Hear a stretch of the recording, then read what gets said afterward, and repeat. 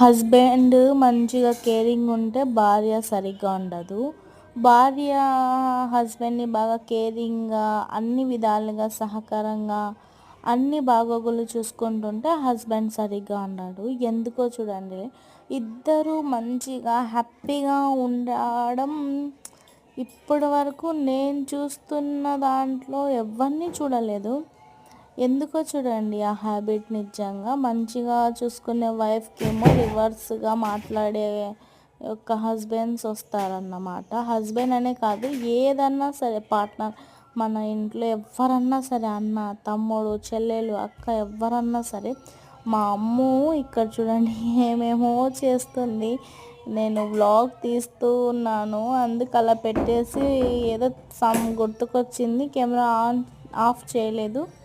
ఇంకా అది జరిగింది అక్కడ.